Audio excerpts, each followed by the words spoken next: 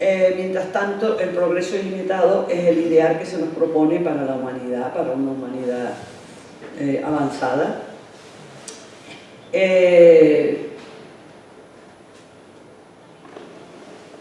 En las últimas décadas pues, se han combinado tres factores que han venido interactuando y se han reforzado entre sí, que son un desarrollo científico y tecnológico acelerado, el crecimiento de la población humana y el incremento incesante de recursos por los países industrializados. El modelo económico que ha estructurado y orientado la interacción de estos factores es el capitalismo y más recientemente la versión neoliberal del mismo. El marco ideológico que justifica el modelo económico dominante ha entendido que el ideal para la humanidad es el progreso, pero el progreso entendido básicamente como crecimiento económico ilimitado que se ha convertido en el cemento armado ideológico de los países industrializados. El éxito económico de un país, como sabemos, se mide en términos de Producto Interior Bruto. Cuanto más se produzca, mejor, con independencia de qué cosas se producen. Lápices, balas, bolsas de plástico, da igual. Ni tampoco importa en qué condiciones se produzca, si son contaminantes o no, si es mediante trabajo precario e incluso trabajo esclavo, si agota cualquier tipo de recurso, ni tampoco importan las consecuencias. Más se ha convertido en mejor, porque este Producto Interior Bruto, como su nombre indica, es bruto, es decir, nada se resta, todo se suma. El PIB no valora las desigualdades, no descuenta los daños medioambientales ni su incidencia en la calidad de vida de las personas. Pero además el PIB es ciego a elementos como la cultura o la salud. El criterio de discernimiento para ver si una cosa se ha de hacer o no viene dado por la razón instrumental, lejos de aquella razón cordial del paradigma ecológico del que hablábamos antes, ¿no? Y según la razón instrumental, pues todo lo que puede hacerse, debe hacerse. La razón instrumental ha sido la herramienta ideológica para el dominio y la explotación de la naturaleza y de unas personas hacia otras. Conviene insistir en que el crecimiento económico no genera, o por lo menos no necesariamente genera, cohesión social. Como tengo cierta dificultad para pasar aquí estas cosas, ¿no? Sí. ¿Cómo que pongo el papel? Debajo del...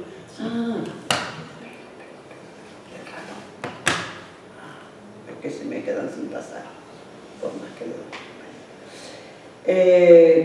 Es interesante ver que Francisco nos llama a redefinir el progreso, porque dice, muchas veces la calidad de vida de las personas disminuye, y esto lo estamos viendo aquí, en el contexto del crecimiento económico. Uno se asusta y dice, pero ¿cómo si todo está creciendo, si estamos creciendo, si está, cómo resulta que ahora los sueldos más bajos, los no sé cuántos, se gana menos, la gente se empobrece y tal? Y dice Francisco, muchas veces la calidad real de la vida de las personas disminuye en el contexto de un crecimiento de la economía. Segundo, dice, no basta con conciliar en un término medio el cuidado de la naturaleza con la renta financiera o la preservación del medio ambiente con el progreso. Eso solo nos llevaría a una demora del derrumbe, dice. Por eso dice, hay que redefinir el progreso. Porque un desarrollo tecnológico y económico que no deja un mundo mejor y una calidad de vida íntegramente superior no se puede considerar progreso. Y creo que más de acuerdo no podemos estar. Y dice, en este marco, el discurso del crecimiento sostenible suele convertirse en un recurso diversivo y exculpatorio que absorbe valores del discurso ecologista dentro de la misma lógica de la finanza y de la tecnocracia. Y la responsabilidad social y ambiental de las empresas suele reducirse a una serie de acciones de marketing e imagen, que estamos viendo todos los días.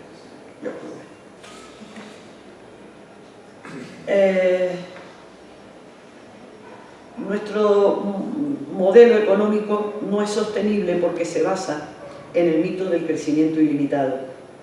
Presupone que nos movemos entre dos infinitos, el de los recursos naturales y el del progreso en dirección del futuro, pero son dos infinitos ilusorios.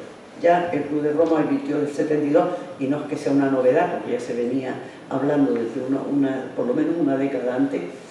La Tierra es finita y nada puede crecer indefinidamente en un medio finito. Los recursos naturales son limitados y en muchos casos no renovables, los minerales, los metales, el petróleo, que ni falta que nos hace, pero bueno. Y algunos que son renovables, como el caso de los recursos bióticos, sometidos a una sobreexplotación, llegan a extinguirse porque tienen un ciclo, no les dejamos cumplir el ciclo de regeneración, o no se cumple el ciclo de regeneración. Hay recursos ilimitados, como puede ser la radiación solar, y otras. Y a mí me sorprende siempre pensar que la radiación que nos llega cada día del Sol equivale a 15.000 veces el consumo de la actual civilización en ese mismo día. 15.000 veces. Si se suman otras fuentes renovables, pues podríamos prescindir seguro de la energía fósil, como también sería posible, por la tecnología que lo permite, sintetizar productos químicos no contaminantes, al contrario de lo que ocurre. Pero tenemos un problema, y el problema es que la tecnología es un instrumento de poder, y cada poder genera la tecnología que lo soporta, no otra. El mito del progreso ilimitado no es válido. De universalizarse destruiría gran parte de la Tierra al menos. Y cuando un estilo de vida asociado a unas pautas de producción y consumo no es universalizable, pues tampoco es ético.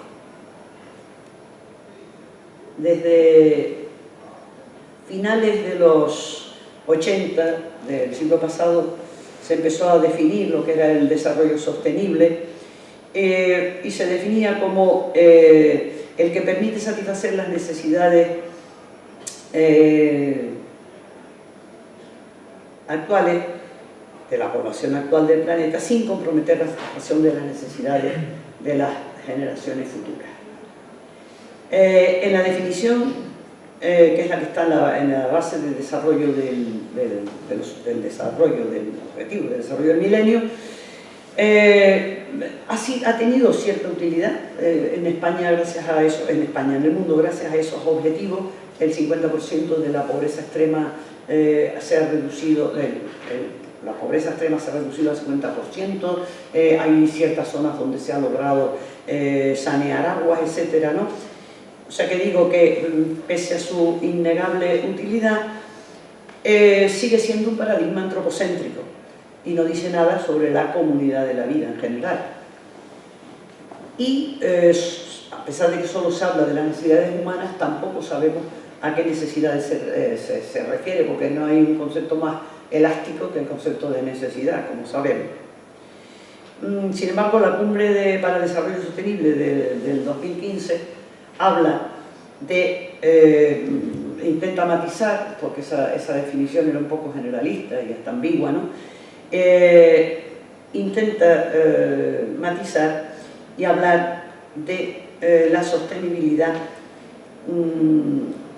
ambiental, social y económica que deben estar interconectadas, y de ahí los objetivos del desarrollo sostenible. Y Francisco dice que, pese a todo, que hay que apostar por un desarrollo sostenible, pero también hay que recordar que todavía estamos a tiempo de transformar la situación, porque la realidad se puede transformar.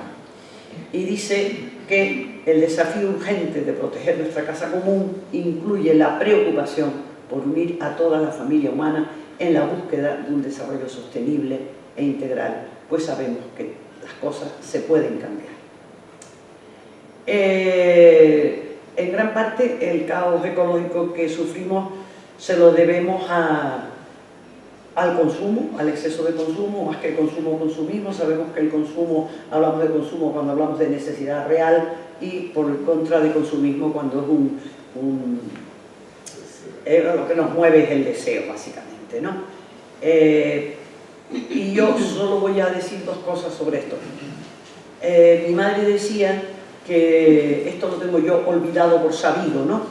Pues hay una obviedad a veces olvidada por sabida, que es que todas las cosas que usamos y que más pronto o más tarde desechamos, se hace con materiales procedentes de la tierra, en cuya producción y transporte se ha empleado energía, agua y lo que sea. Hablamos de recursos pues limitados, ¿no? Y entonces, en nuestro ambiente y en nuestra cultura, nos hemos acostumbrado a creer, a pensar que el consumo es un tema estrictamente privado. O sea, bueno, pues algo mío, me da un toque personal, me configura, bueno, pues me apetece, pues consumo lo que tal. Pero el consumo no es un hecho privado. El consumo tiene repercusiones sociales, políticas, económicas y geoestratégicas a nivel global. El profesor Máximo Rañeda explica cómo las grandes batallas del mundo de hoy se libran no precisamente ni principalmente para colonizar territorios, sino para colonizar los imaginarios colectivos, para colonizar los deseos. Y afirma, el consumo produce unos efectos que son tan diferentes entre ellos como intensos en sus consecuencias.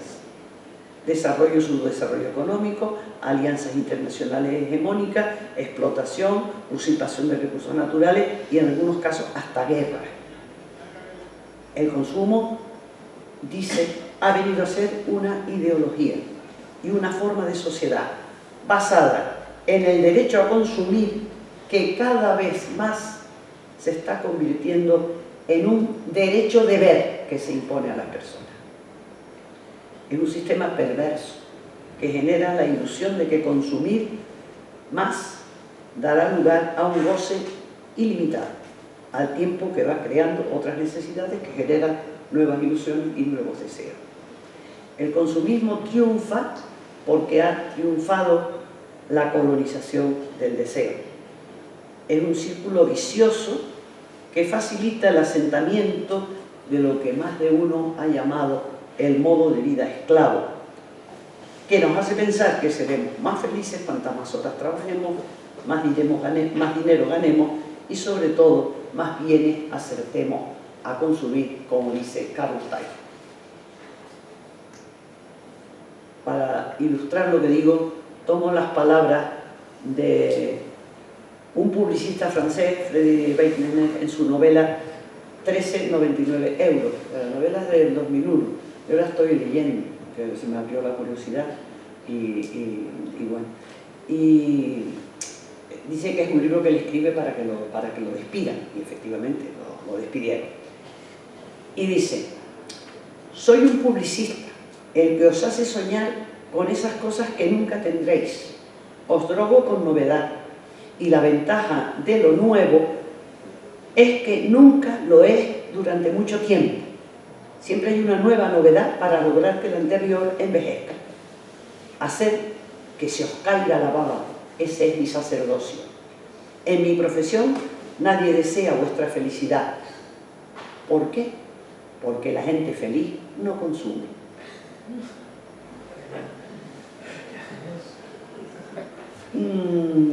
Trabajando yo como trabajo en Ataretaco, no puedo dejar de hablar un poquito de los residuos y de la economía circular, brevemente, ¿no? Pero otra cosa que nos olvidamos a veces no solo es el recurso que consumimos, el agua y la energía que se usa para producir, nos damos cuenta de lo que significa también el residuo, ¿no? Hay muchos residuos, 2.000 millones de toneladas de residuos al año, con la perspectiva de que si nos ataja el problema vamos a llegar a 3.400 millones de toneladas que dice el Banco Mundial. Yo me creo los datos porque tampoco puedo yo contrastarlos, ¿no? Muchos de esos residuos pues no son biodegradables y algunos son muy tóxicos además. Contaminan el aire, el agua, el suelo, la flora, la fauna y alteran en muchos casos las condiciones de salud y del entorno allí donde se desarrolla la vida misma. Dice el Papa, la tierra, nuestra casa, parece convertirse cada vez más en un inmenso depósito de porquería. Y volviendo al jefe de Seattle, del que les hablaba antes, dice, también los blancos se extinguirán, quizá antes que las demás tribus. Contaminan sus lechos y una noche perecerán ahogados en sus propios residuos. Los residuos se pueden convertir en recursos y de eso es de lo que trata la economía circular.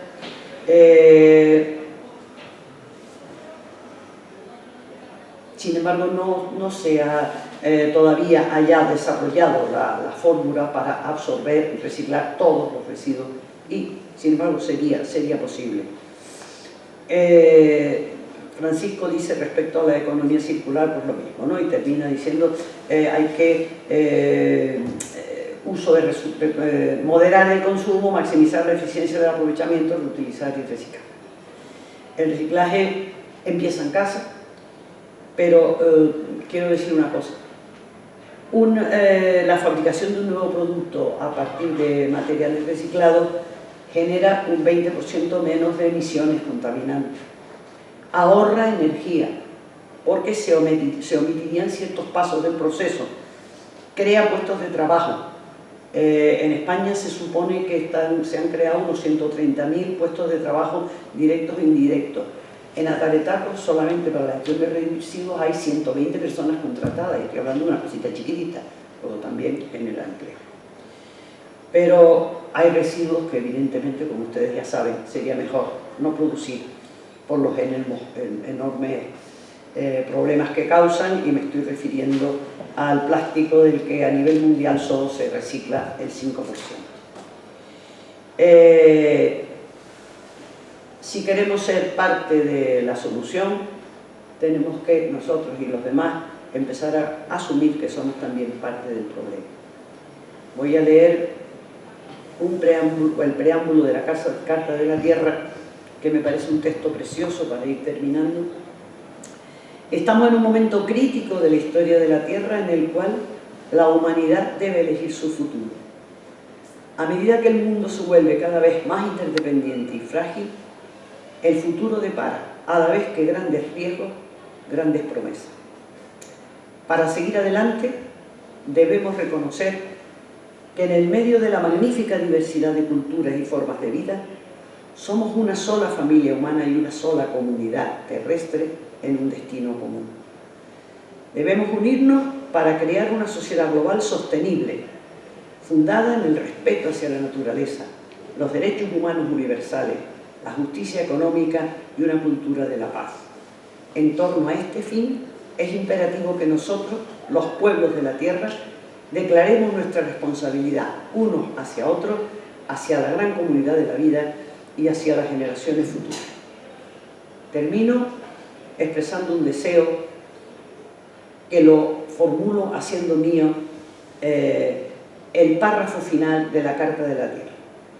Que el nuestro sea un tiempo que se recuerde por el despertar de una nueva reverencia ante la vida, por la firme resolución de alcanzar la sostenibilidad, por el aceleramiento en la lucha por la justicia y la paz y por la alegre celebración de la vida. Esto por mi parte.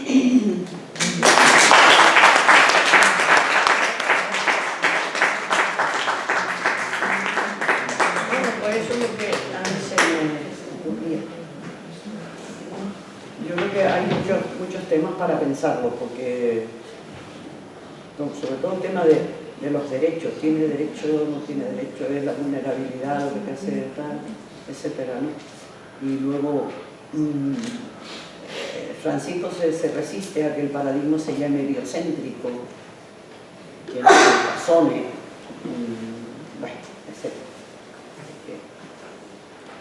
Bueno, pues podemos empezar el momento del diálogo, del intercambio, de la sugerencia, de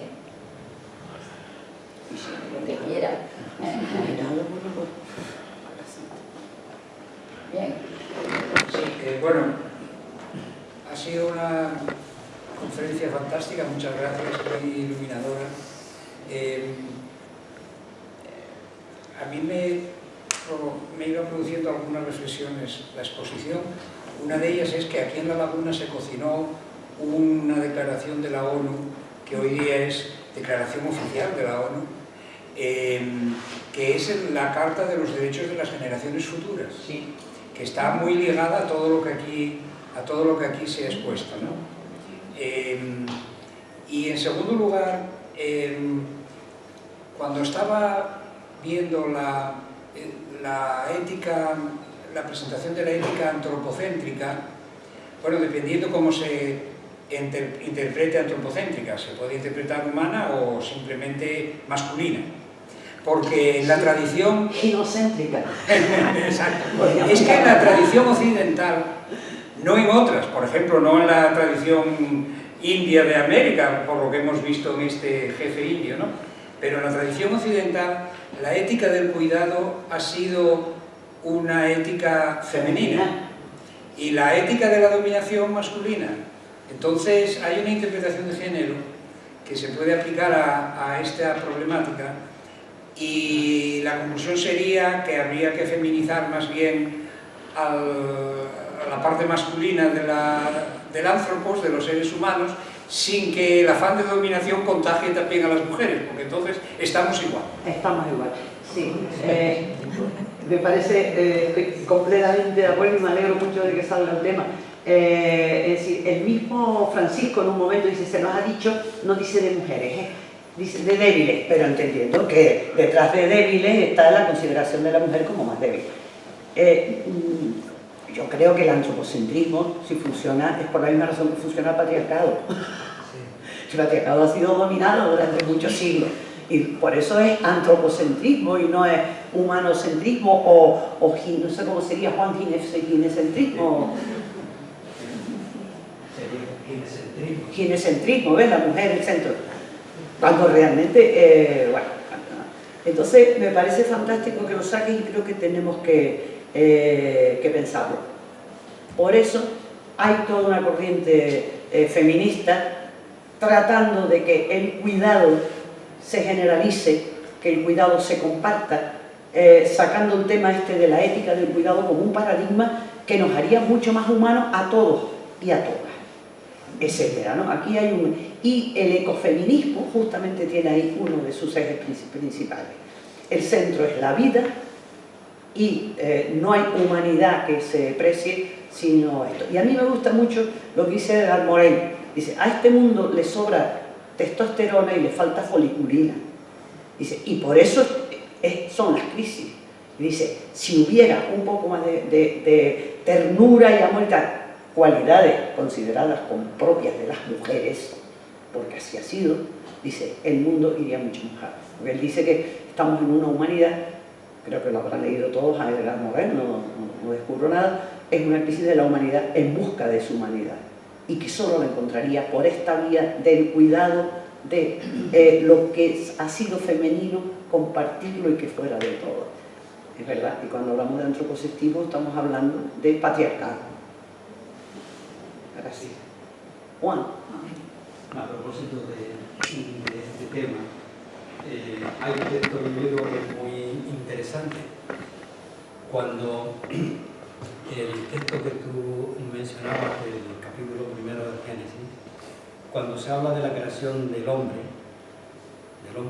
de Adán, había que precisar que el término específico que utiliza el texto hebreo, Adán no es un nombre propio en ese texto, es un nombre genérico que equivale al antropo griego, que también incluía por una parte al varón y a la mujer. En ese capítulo justamente hay un juego de palabras que a veces no se advierte, pero que es fundamental. que es que cuando dice que Dios crea al hombre Adán a su imagen y semejanza, habla de el singular, Adán, pero después dice lo creó hombre y mujer. Es decir, es un texto que pretende explícitamente ser inclusivo, ¿no? En el concepto Adán, que es el genérico, está el hombre y la mujer, y diversifica en hebreo los dos términos, ¿no? Y luego dice que le encargó el dominio de la tierra, le encargó, pero a imagen y semejanza de Dios, es decir, con la imagen en la que Dios es creador. Es decir, el hombre es imagen de Dios si reproduce, ¿no?, esa dinámica creadora, ¿no? Pero es el hombre Adán, hombre y mujer. Hay solo una imagen, con dos, digamos, expresiones, la del varón y la de la mujer, pero una sola imagen. Es un texto que además, como esto precisa eso, pues creo que pudiera ser también interesante. Lo que decía al principio, ¿no? Los hizo creadores y les entregó continuar la obra creada. Perfecto.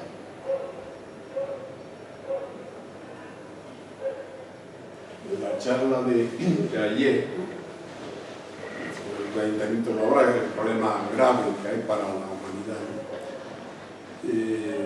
Al principio tuve la sensación de que era una visión muy pesimista, o sea, que hablando de que es una cosa inmediata, el caos, y al final pues parecía que no, que tiene solución.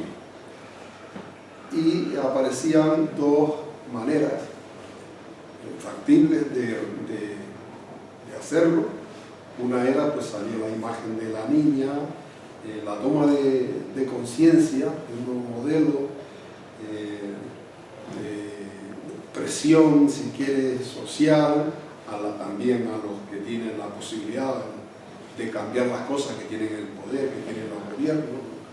Y estaba también la otra solución, que era más economicista, que era pues la solución técnica del desarrollo tecnológico, financiero y tal, que tenía los medios para cambiar y revertir la situación. Pero yo me preguntaba si era suficiente.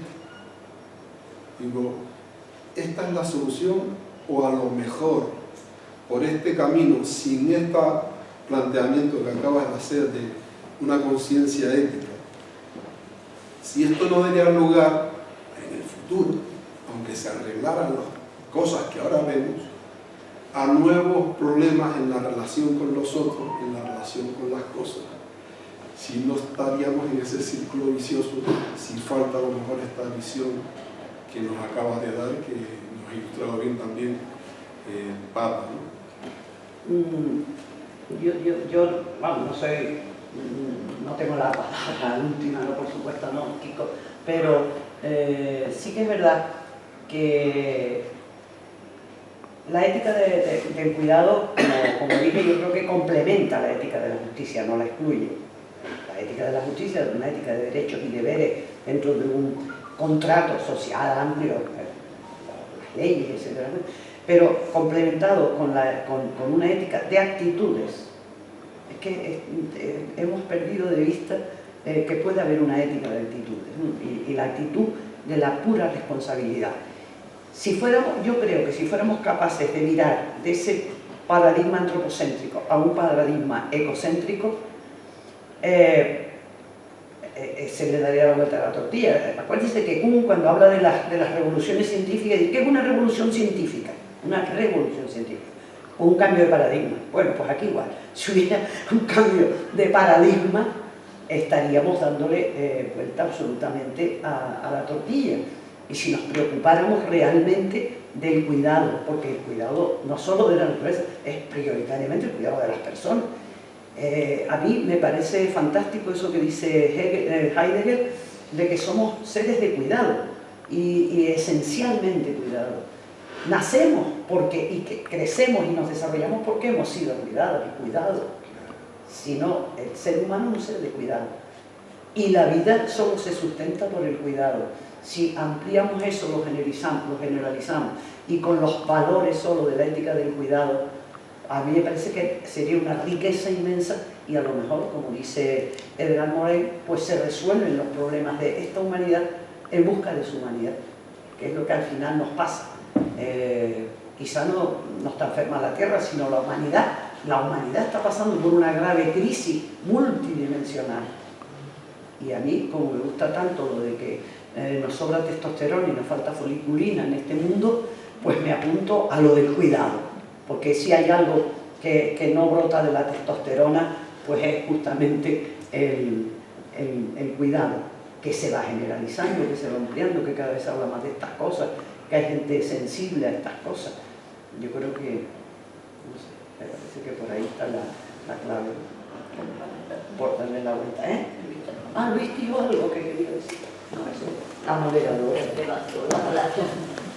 Bueno, yo haciendo memoria con lo que dijo Soliño, estaba recordando que hicieron un estudio en Inglaterra sobre las campañas de concienciación ambiental sobre el tema de residuos, y una de las conclusiones que llegaron es que tenían que feminizar las campañas porque había mucha más capacidad de cuidado en el sector femenino de la población que en el masculino, y que era un vector tanto para coger su perspectiva como para hacer llegar el mensaje.